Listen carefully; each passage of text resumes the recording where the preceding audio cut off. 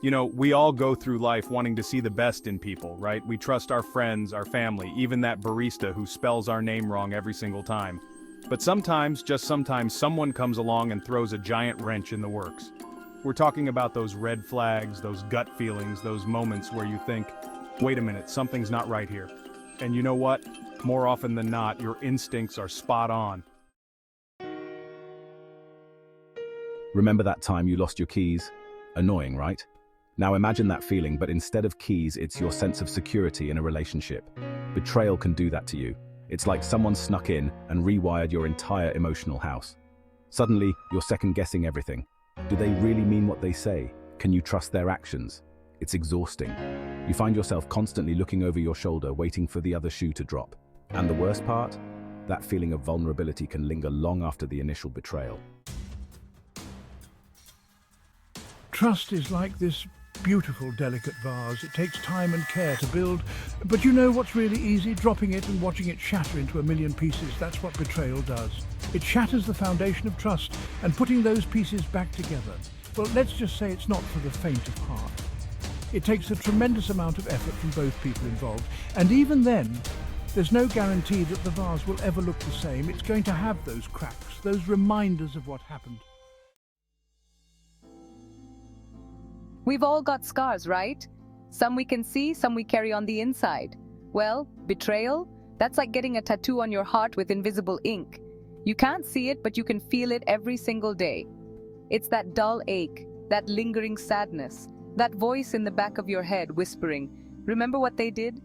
And the worst part is, these emotional scars can affect how you interact with others in the future. It's like you're wearing emotional armor, trying to protect yourself from getting hurt again. Imagine this. You're all dressed up, feeling fabulous, and then someone comes along and throws a bucket of ice water on you. Not cool, right? That's what betrayal feels like for your self-esteem. Suddenly, you start questioning everything about yourself. Was it my fault? Am I not good enough? These negative thoughts can spiral, leaving you feeling unworthy and insecure. It's like someone just deflated your inner cheerleader. You know that feeling you get when you're about to go on a roller coaster? Your heart races, your palms sweat, you might even scream a little. Now imagine feeling that way all the time. That's what anxiety and stress brought on by betrayal can feel like. Your body is on high alert, constantly anticipating the next bad thing. You might have trouble sleeping, concentrating, or even just enjoying the simple things in life. It's like your inner alarm system is stuck on overdrive. Have you ever watched a magician pull a rabbit out of a hat? It's amazing, right? You're completely fooled. Well, some people are like magicians when it comes to betrayal.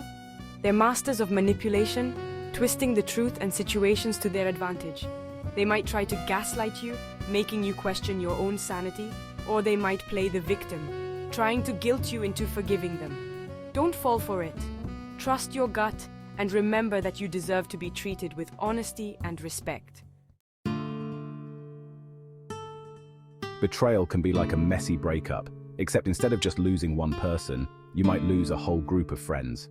It's like being picked last for dodgeball, only it's in real life and the stakes are much higher. Suddenly, you're caught in the middle, forced to choose sides. And even if you don't want to pick a side, people might make that choice for you. It's isolating and painful, and it can leave you feeling like you're back in high school all over again. Imagine you're trying to run a marathon, but you're dragging a giant anchor behind you. That's what dwelling on betrayal can feel like. It holds you back, prevents you from moving forward. Instead of focusing on your goals and dreams, you're stuck in the past, replaying the hurt and anger over and over again. It's like trying to grow a beautiful garden in toxic soil. You need to let go of the negativity and focus on nourishing your own growth. Remember when you were a kid and you believed in things like Santa Claus and the Tooth Fairy? Life was full of magic and wonder. Then you grew up and reality hit you like a ton of bricks. Well, betrayal can have the same effect. It can make you cynical and jaded, skeptical of everyone and everything. Suddenly, you're seeing the world through a lens of distrust, assuming the worst in people. It's like trading in your rose-colored glasses for a pair of dark sunglasses. Forgiving someone who has betrayed you is like climbing Mount Everest. It's a long, arduous journey that requires incredible strength and resilience. It's not about letting the other person off the hook or forgetting what they did. It's about releasing yourself from the anger and resentment that's holding you captive. It's about choosing to move forward with your life, free from the weight of the past. And you know what? Sometimes, the most important person to forgive is yourself. Look, dealing with betrayal is tough. Like trying to make a souffle in a hurricane. It's messy, it's unpredictable, and there's a good chance it won't turn out the way you planned. But you know what? You're stronger than you think. You've got this. Remember to be kind to yourself. Lean on your support system, and know that it's okay to ask for help. And most importantly, never let anyone dull your sparkle.